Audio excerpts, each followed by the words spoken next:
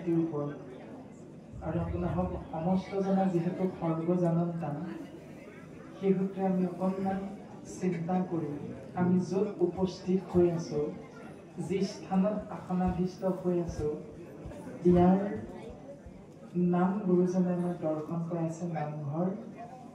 দ্বিতীয় বৈকুণ্ঠ বা মহাসত্ৰ আৰু সেই নামঘৰ বুলি ক'লে আমাৰ স্বাভাৱিক ধাৰণা কি আমি যদি চিন্তা কৰোঁ উত্তৰটো লাভ কৰিম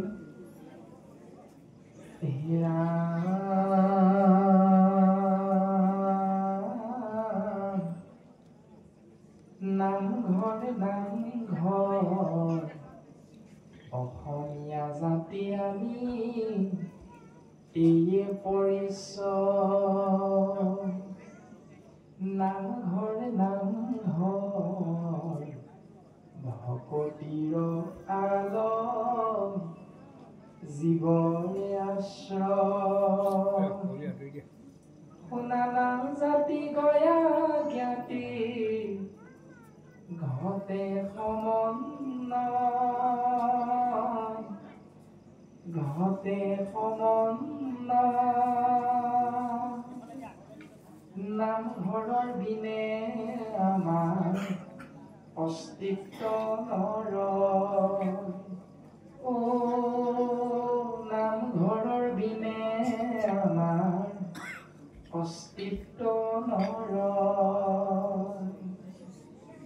এয়াই কৃপালু শ্ৰীমন্ত শংকৰদেৱ গুৰুজনাই দিয়া কলিৰ মলমতি মনুষ্য শৰীৰধাৰী জীৱাত্মা তৰণৰ একমাত্ৰ ভক্তিৰ কেন্দ্ৰবিন্দু হ'ল নামঘৰ আৰু অসমীয়া জাতিৰ গৌৰৱৰ প্ৰাণকেন্দ্ৰ নামঘৰ আৰু ইয়াৰ দ্বাৰাই যদি আমি গুৰুজনাৰ আদৰ্শ জানিবলৈ চেষ্টা কৰোঁ তেতিয়াহ'লে গুৰুজনাই ক'লে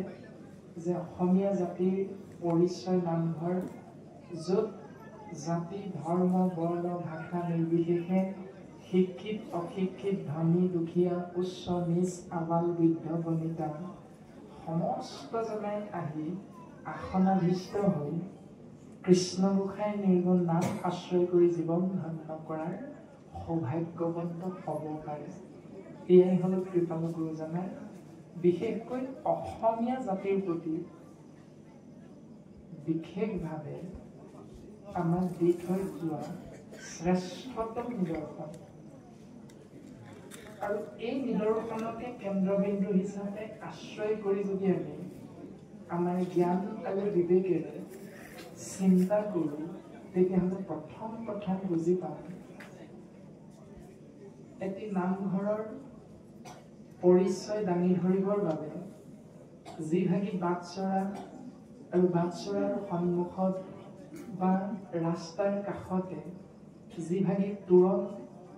নিৰ্মাণ কৰা যায় গাঁৱৰ ৰাইজৰ দ্বাৰা বিভিন্নজনৰ পৰা 2 এটকা অনুদান হিচাপে লৈ আৰু সেই তোৰণ ভাগিতে লিখা থাকে আমুক গাঁৱৰ নামঘৰ আমুক সমাজৰ নামঘৰ বিভিন্নখন সমাজৰ নামেৰে নামঘৰ শব্দ ব্ৰহ্মই তোৰণখনত স্থান পায় আৰু আমি মনুষ্য নামৰ জীৱই বিভিন্ন সময়ত গাড়ী চাইকেল মটৰ চাইকেল 4চকীয়া 2চকীয়া বা খোজকাঢ়ি বিভিন্নজনে যেতিয়া লগ লাগিয়ে হওক বা কলহৰীয়াকেই হওক যেতিয়াই আমি এঠাইৰ পৰা আন ঠাইলৈ যাওঁ তেতিয়াই আমি ৰাস্তা দাঁতিত একোখন তোৰণ দেখা পাওঁ আৰু সেই তোৰণখন দেখাৰ লগে লগে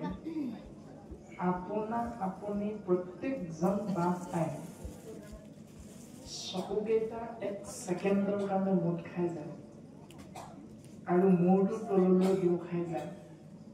পৃথকে থকা 2খন হাত লগ লাগি যায় আৰু মুখেৰে প্ৰকাশ নহ'লেও মনত এটা ভাৱনা জাগৃত হয় কৃষ্ণ